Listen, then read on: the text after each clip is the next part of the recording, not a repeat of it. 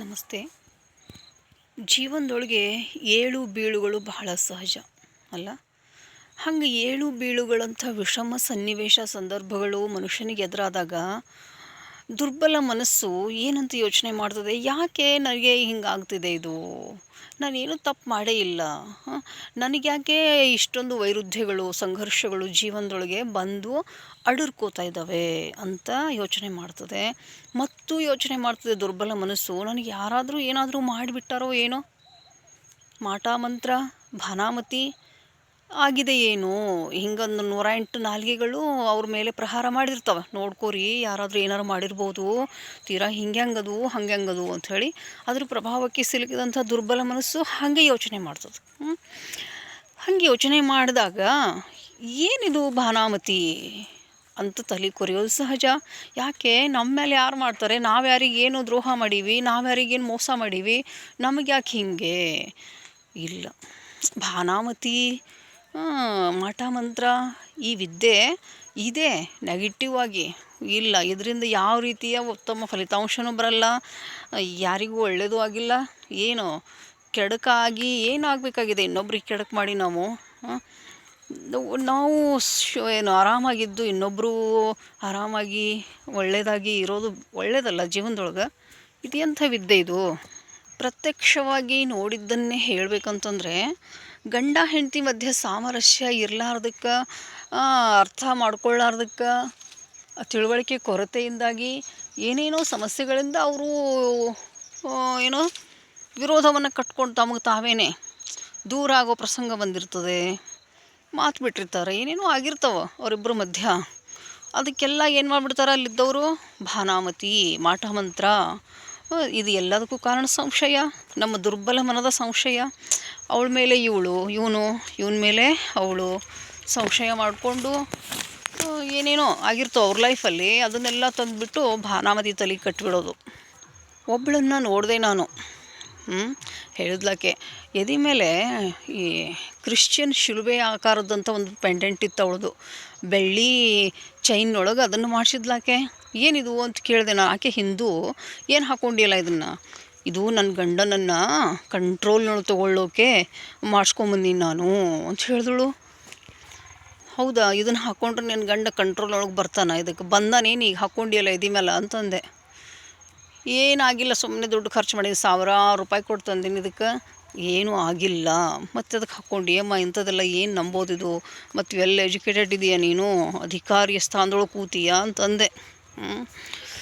ಏನು ನೋಡಿದ್ರಿ, ಸುಮ್ಮನೆ ಒಂದು ನಂಬಿಕೆ ಇರ್ತದಲ್ಲ, ಇದರಿಂದಲೇ ಒಳ್ಳೇದಾಗಲಿ ಅಂಥೇಳಿ ಸುಮ್ಮನೆ ಸಮಾಧಾನಕ್ಕೆ ಮಾಡೀನಿ, ಅವೇನು ಗಂಡಸ್ರ ಚಟಾನೇ ಇರ್ತಾವ, ಹಾಗೆ ಮಾಡ್ಕೊಂಡೆ ಹೋಗ್ತಾವ ಅಂತ ಅಂದು ಸುಮ್ಮನೆ ಬಿಡ್ರಿ.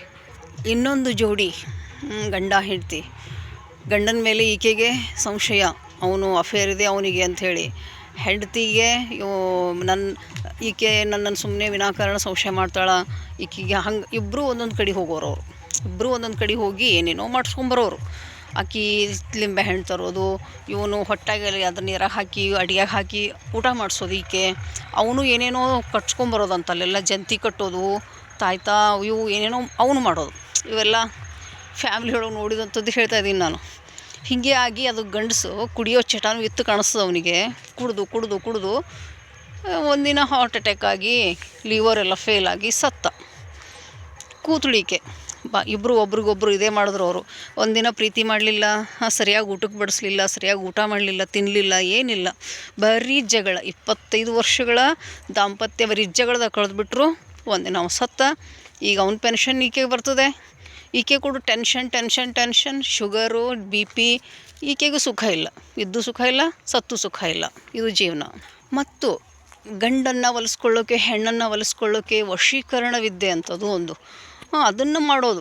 ಸುಮ್ಮನೆ ದುಡ್ಡು ದಂಡ ನೋಡ್ರಿ, ಹಣ ಖರ್ಚು, ಸಮಯ ವ್ಯರ್ಥ, ಎನರ್ಜಿ, ನಮ್ಮ ಆರೋಗ್ಯ ಹಾಳು, ಅಷ್ಟೇ, ಏನೂ ಆಗಲ್ಲ ಯಾವುದರಿಂದ. ಎಲ್ಲನೂ ಪ್ರೀತಿಯಿಂದ ನಿಭಾಯಿಸ್ಕೋಬೇಕು, ಪ್ರೀತಿಯಿಂದ ಗೆಲ್ಲಬೇಕು ಜೀವನದೊಳಗೆ. ಯಾವುದೇ ಸಂಬಂಧ ಇರಲಿ, ಯಾವುದೇ ವ್ಯಕ್ತಿ ಇರಲಿ, ಅದನ್ನು ಪ್ರೀತಿಯಿಂದ ಉಳಿಸ್ಕೊಳ್ಳೋಕೆ ನೋಡಬೇಕೇ ವಿನಃ ಇಂಥ ವಾಮ ಮಾರ್ಗಗಳನ್ನು ಹಿಡಿದು ವಾಮಾಚಾರ ಮಾಡಿ ಯಾರ ಪ್ರೀತಿಯನ್ನು ಯಾರೂ ಗೆಲ್ಲೋಕ್ಕಾಗಲ್ಲ. ಈ ವಾಮಾಚಾರನೇ ಸುಳ್ಳು ಅಂತ ಹೇಳೋಕ್ಕಾಗಲ್ಲ, ಯಾಕಂದರೆ ಇದು ಕೂಡ ಪುರಾತನ ವಿದ್ಯೆಗಳಲ್ಲಿ ಒಂದು, ಅದು ನಡ್ಕೊಂಡು ಬಂದಿದೆ, ಸುಳ್ಳು ಅಂತ ಹೇಳೋಕ್ಕಾಗಲ್ಲ. ಇರಬಹುದು. ಆದರೆ ಅದರಿಂದ ನೆಮ್ಮದಿ ಸುಖ ಶಾಂತಿ ಅಂತೂ ಯಾರೂ ಈವರೆಗೂ ಪಡ್ಕೊಂಡಿಲ್ಲ. ಮಾಡಿಸ್ದವರು ಪಡ್ಕೊಂಡಿಲ್ಲ, ಮಾಡಿಸ್ಕೊಂಡವರು ಕೂಡ ಎರಡೂ ಹಾಳಾಗಿ ಹೋಗ್ತಾವೆ ಅಷ್ಟೇ.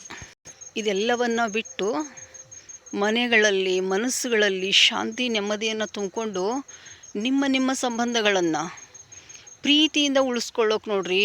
ಸಂಬಂಧಗಳನ್ನು ಬದ್ಧತೆಯಿಂದ ನಿಭಾಯಿಸೋಕೆ ನೋಡ್ರಿ. ಇಂಥ ದಾರಿ ಒಳಗೆ ಹೋಗಿ ಸುಮ್ಮನೆ ಮಾಡಬಾರ್ದು ಮಾಡಿ ಅವ್ರಿಗೂ ಕಷ್ಟಕ್ಕೀಡು ಮಾಡಿ ನೀವು ಕಷ್ಟಕ್ಕೀಡು ಮಾಡಿಕೊಂಡು ಏನೂ ಸಾಧನೆ ಮಾಡಲಿಕ್ಕೆ ಆಗಲ್ಲ. ಯಾಕಿದು ಬಂತು ಟಾಪಿಕ್ ಅಂದರೆ, ಯೂಟ್ಯೂಬ್ ಆನ್ ಮಾಡಿದ್ರೆ ಸಾಕು ಬರೀ ಇಂಥವೇ ಬರ್ತಾವೆ ಬೊಗಳೆಗಳು. ದುಃಖ ಇದೆಲ್ಲ ನಂಬುವಂಥ ವಿಷಯ ಏನು? ಸುಮ್ಮನೆ ದುಡ್ಡಿಗೆ ಈ ರೀತಿ ಎಲ್ಲ ಮಾಡ್ತಾರೆ ಇವರು ಅನ್ನಿಸ್ತದೆ. ದೈವ ಬಲದ ಮುಂದೆ ಯಾವ ಬಲವು ಯಾವ ರೀತಿಯ ವಿದ್ಯೆನೂ ಏನೂ ಮಾಡೋಕ್ಕಾಗಲ್ಲ ರೀ. ದೈವ ಭಕ್ತಿ ಇರಲಿ, ಮನಸ್ಸಿನೊಳಗೆ ಪ್ರೀತಿ ಇರಲಿ.